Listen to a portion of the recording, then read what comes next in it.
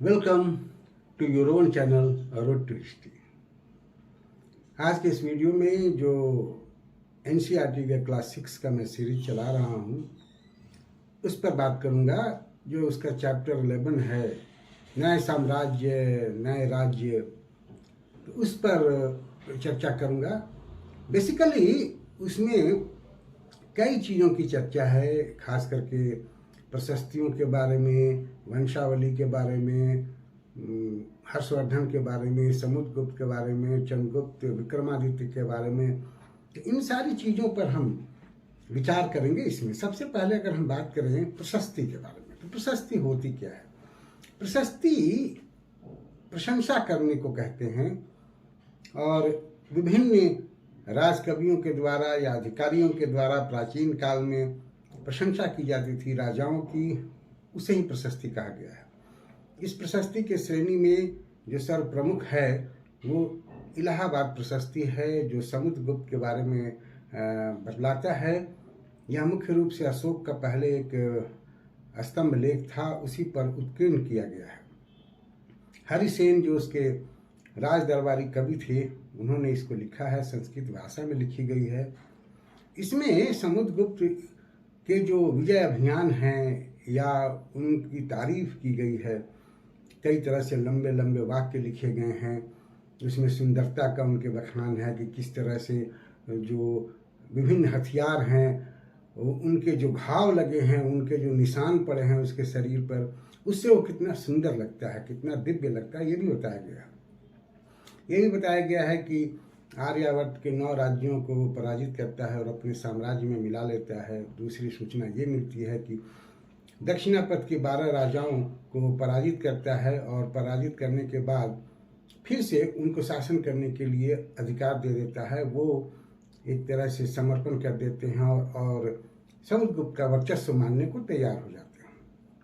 कुछ अलग, जैसे असम का, नेपाल का, उत्तर पश्चिम के राज्यों का, तटीय बंगाल का भी जिक्र उसमें है, जहाँ के राजा जो है वो समुद्रगुप्त का के अधीनस्थ या अधीनता को मानते थे और विभिन्न समय पर उपहार देते थे, उसकी आज्ञा मानते थे और उसके राज दरबार में उपस्थित भी होते थे। मतलब पूरी तरह से उसके साम्राज्य को मिलाया नहीं गया था, लेकिन वो भी अधीनता मान रहे थे। कुछ अन्य राज्यों जैसे कुषाण वगैरह का भी जिक्र है इलाहाबाद प्रशस्ति में। हूणों का जिक्र है, शकों का जिक्र है। इस तरह से ये बताया गया है कि ये भी ऐसे राज्य थे जो समुद्रगुप्त की अधीनता मानते थे और अपनी पुत्रियों से विवाह वो समुद्रगुप्त से किए थे। तो इस तरह से समुद्रगुप्त के बारे में पूरी चर्चा इस प्रशस्ति से हमको मिलती है। इन प्रशस्तियों में कुछ वंशावलियों का भी जिक्र है, जैसे फिर चंद्रगुप्त विक्रमादित्य के लिए जो बातें लिखी गई है उसमें उसके वंशावली का, उसके पिता का, उसके पितामह का भी जिक्र किया गया है। चंद्रगुप्त विक्रमादित्य की जो उपलब्धियां हैं उसके बारे में भी बताया गया है, जैसे कुमार देवी के बारे में बताया गया है। इसके अलावा ये भी बताया गया है कि किस तरह से चंद्रगुप्त विक्रमादित्य शकों को पराजित करता है और अपने साम्राज्य को सुसंगठित करता है। हमें ये भी जानकारी मिलती है कि चंद्रगुप्त विक्रमादित्य के राज्य में प्रसिद्ध खगोल शास्त्री आर्यभट्ट भी रहते थे, कालिदास भी रहते थे। तो एक तरह से वो विद्वानों को प्रश्रय देता था और उसके साम्राज्य में ज्ञान और विज्ञान से जुड़े हुए बहुत सारे लोग रहते थे। तो ये सारी जानकारी हमको मिलती है। दूसरी तरफ अगर हम हर्षवर्धन की बात करें तो हर्षवर्धन से जुड़ी हुई जो एक प्रमुख ग्रंथ है हर्षचरित, जिसे वान भट्ट ने लिखा था, तो वान भट्ट उसमें हर्षवर्धन के बारे में जिक्र करता है, उसके साम्राज्य के बारे में जिक्र करता है। वो ये बताना चाहता है कि हर्षवर्धन अपने पिता का बड़ा पुत्र नहीं था, बल्कि वो दूसरा पुत्र था। अपने पिता और बड़े भाई की मृत्यु के बाद वो थानेश्वर में राजा बनता है और बाद में जब उसके बहनोई की हत्या बंगाल का शासक कर देता है तो कन्नौज को भी अपने साम्राज्य में मिला लेता है और वहाँ का भी शासन वो अपने हाथ में ले लेता है और फिर वो अपने बहनोई की हत्या का बदला भी लेता है। उसमें ये भी चर्चा है कि किस तरह से वो नर्मदा नदी को पार करके दक्षिण भारत पर अपना अधिकार करना चाहता है, लेकिन पुलकेशिन द्वितीय के द्वारा वो पराजित कर दिया जाता है और परिणाम ये होता है कि वो दक्षिण भारत पर कभी भी अपना साम्राज्य स्थापित नहीं कर पाता है, बल्कि उसका साम्राज्य जो है उत्तर भारत तक ही सीमित होकर रह जाता है। एक ऐहोल इंस्क्रिप्शन है, अभिलेख है, उससे भी हमको ये जानकारी प्राप्त होती है। इसी अध्याय में पल्लव और चालुक्यों का जिक्र है। पल्लव जो ये दोनों दक्षिण भारत के राजा थे। पल्लव जिनकी राजधानी कांचीपुरम थी, कांचीपुरम से कावेरी डेल्टा तक उनका साम्राज्य था, जबकि चालुक्य का कृष्णा और तुंगभद्रा नदी के बीच में साम्राज्य था। ये दोनों एक दूसरे के प्रतिद्वंदी भी थे। चालुक्य का जो राजधानी थी ऐहोल, ऐहोल एक बहुत ही अच्छा व्यापारिक केंद्र था उस समय, और सांस्कृतिक और धार्मिक केंद्र भी था। ऐहोल में ही जो मैं अभी पहले जिक्र किया इंस्क्रिप्शन का, वो इंस्क्रिप्शन मिलता है। और ये दोनों राजा जो है वो एक दूसरे के राजधानी पर कब्जा करना चाहते थे। इनका जो संबंध था एक शत्रुतापूर्ण ही दोनों का व्यवहार था, और दोनों आपस में लड़ते रहते थे। आपस में लड़ने की वजह से इनकी शक्ति कमज़ोर हो गई, और बाद में स्थिति ये हुई कि राष्ट्रकूट और चोल राजाओं के द्वारा दोनों ही पराजित कर दिए गए, और इनकी जो पहले एक स्थिति थी, ताकतवर स्थिति, वो समाप्त हो गई। ऐहोल इंस्क्रिप्शन जो है वो रवि कीर्ति पुलकेशिन द्वितीय का जो कवि था वो लिखता है।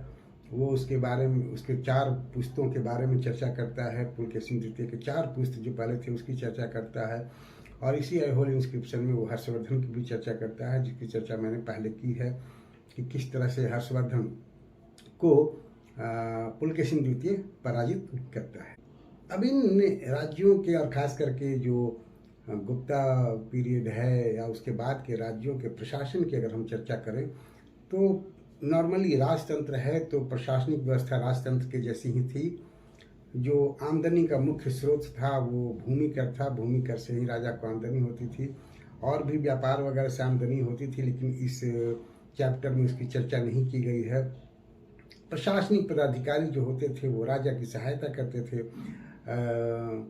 प्रशासन को चलाने में। यह देखा गया है कि जो बड़े बड़े पद थे वो वंशानुगत होने लगे थे। जैसे हरिसेन जो है वो अपने पिता की जगह ही महादंड नायक बना था। यह भी देखा गया है कि एक ही व्यक्ति को कई पोस्ट दिए जाते थे। जैसे हरिसेन ही संधि विग्रही भी था, कुमारामर्त्य भी था, और महादंड नायक भी था। तो एक ही व्यक्ति 3 पोस्ट को संभाल रहा था। हालांकि इसके रिपरकशन, इसके जो हानि है वो बाद में देखने को मिले हैं। तो प्रशासनिक व्यवस्था हम इस तरह से देखते हैं, और यह भी देखा जाता है कि यह इस चीज़ को दर्शाता है कि जो भी ताकतवर लोग थे, उन ताकतवर लोगों से एक तरह से राजा जो है वो एक समझौतापूर्ण व्यवहार किए हुए था, और प्रशासन को वो चला रहा था। बाद में सामंतवाद की उत्पत्ति इसी पीरियड में होती है। गुप्त काल से ही सामंतवाद की उत्पत्ति होती है, और उसका कारण भी यही था कि भूमि को दान में दिया जाने लगा, और जिनको भी दान में दिया जाता था उनको बहुत सारे अधिकार दे दिए जाते थे, और वो धीरे धीरे बहुत ताकतवर होने लगे थे। यह भी देखा है कि प्रशासन को चलाने में जो कुछ महत्वपूर्ण लोग हैं, जैसे नगर श्रेष्ठी जो मुख्य बैंकर होता था, उसका बड़ा ही योगदान होता था। सार्थवाहा जो व्यापारियों का जो काफिला होता था, उसका नेता था, उसका भी महत्वपूर्ण रोल है प्रशासन को चलाने में। प्रथम कुलीप जो शिल्पकारों का प्रमुख है, फिर कास्था जो लिपिकों के प्रमुख थे। तो ये सब भी प्रशासनिक व्यवस्था में अपना योगदान देते थे, और इनका बहुत वर्चस्व था। मतलब अगर हम देखें तो एक तरह से प्रशासन का डिसेंट्रलाइजेशन गुप्ता पीरियड में हो रहा था। अगर हम सेना की बात करें तो सेना में ये देखा गया कि पहले के राजाओं की तरह एक सुसंगठित सेना रखने का प्रचलन तो था, लेकिन धीरे धीरे वो भी डिसेंट्रलाइज हो रहा था, और बड़े बड़े सामंत उत्पन्न हो रहे थे। बड़े ब्राह्मणों को या दूसरे लोगों को 100 गांव, हजारों गांव दान में दे दिए जाते थे, और वही सेना भी रखने लगे।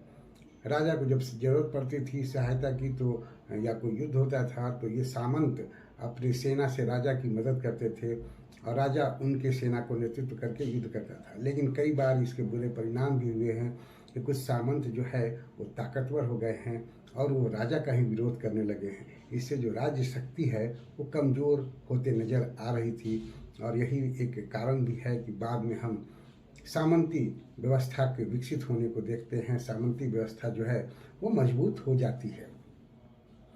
अगर हम दक्षिण भारत की बात करें तो दक्षिण भारत में सभाओं का जिक्र है। कुछ सभाओं के माध्यम से बहुत सारे प्रशासनिक कार्य होते थे। हमको विभिन्न गांवों में विभिन्न सभाओं के उपस्थित होने का प्रमाण मिलता है। पल्लव के अभिलेख में हमें स्थानीय सभाओं के बारे में जिक्र मिलता है, उसकी जानकारी मिलती है। जैसे जो ब्राह्मण डोमिनेटेड गांव थे, वहाँ सभा नाम की संस्था थी जो विभिन्न उप समितियों के द्वारा अलग अलग कार्य करती थी। खेती बाड़ी से जुड़े कार्य या सिंचाई से संबंधित कार्य या मंदिरों के देखरेख का कार्य, सड़क निर्माण का कार्य। तो ये ब्राह्मण वर्चस्व वाले गांव में सभा होती थी। दूसरी तरफ जो जिस गांव में ब्राह्मणों का वर्चस्व नहीं था, दूसरे जातियों का गांव था, वहाँ जो सभा थी उसको उर कहा जाता था और उसी के माध्यम से सारे कार्य होते थे। यह देखा गया है कि जो धनी लोग थे, जो ताकतवर लोग थे, उन्हीं का इन सभाओं पर वर्चस्व होता था। शहर में व्यापारियों का नगरम होता था, वो भी एक तरह से सभा ही थी जो बड़े बड़े व्यापारियों के द्वारा डोमिनेटेड होती थी। तो इस तरह से हम दक्षिण भारत में सभाओं को पाते हैं जो मुख्य भूमिका निभाते थे प्रशासनिक कार्यों में भी। अगर हम आम जन की बात करें तो आम जन के जीवन पर प्रकाश पड़ता है कुछ नाटकों के द्वारा। जैसे कालिदास ने जो नाटक लिखे हैं उसके द्वारा हमको आम जीवन के बारे में जानकारी मिलती है। उन्होंने दिखाया है, खासकर का विज्ञान शकुंतलम या अन्य नाटकों की बात करें तो जो उच्च वर्ग था या राज दरबारी थे या बड़े बड़े पदाधिकारी थे वो संस्कृत बोलते थे, लेकिन महिलाएं और आम जन प्राकृत भाषा बोलती थी। तो एक तरह से ये क्लास डिवीजन दिखाता है और शायद ये भी बतलाता है कि संस्कृत पढ़ने पर इन लोगों का अधिकार नहीं रहा होगा, इसलिए ये संस्कृत नहीं पढ़ पाते थे। उसमें शकुंतला और दुष्यंत की कहानी है। एक चीज़ और जिक्र होता है कि किस तरह से जो राज्य कर्मचारी हैं वो एक गरीब मछुआरा है उसके साथ दुर्व्यवहार करते हैं। तो आम जनता के बारे में हमको इससे जानकारी मिलती है। अगर हम वेनसांग की बात करें तो वो उस समय यहाँ आया था और वो बतलाता है कि अछूतों की स्थिति क्या थी, किस तरह से वो गांव के बाहर रहते थे और जब गांव में आते थे तो उनको एक लकड़ी बजाते हुए आना पड़ता था ताकि लोगों को पता चल जाए कि कोई अछूत सड़क से गुजर रहा है और वो उससे दूरी बनाए रखें। तो ये आम जन को की स्थिति को चित्रित करता है नाटक। और वेनसांग की जो ये बातें हैं, ये दास्तान है, उससे हमको ये जानकारी मिलती है। तो इस प्रकार हम देखते हैं कि ये जो चैप्टर है, इस चैप्टर में दक्षिण भारत से लेकर उत्तर भारत तक का जो गुप्ता काल है और उसके बाद का जो पीरियड है उसके बारे में प्रशासनिक व्यवस्था, किस तरह से राजाओं का वर्चस्व था, प्रशस्ति का क्या रोल है, जो चरित्र राइटिंग है उसका क्या रोल है और आम जन की क्या स्थिति है, इसके बारे में हमको जानकारी मिलती है।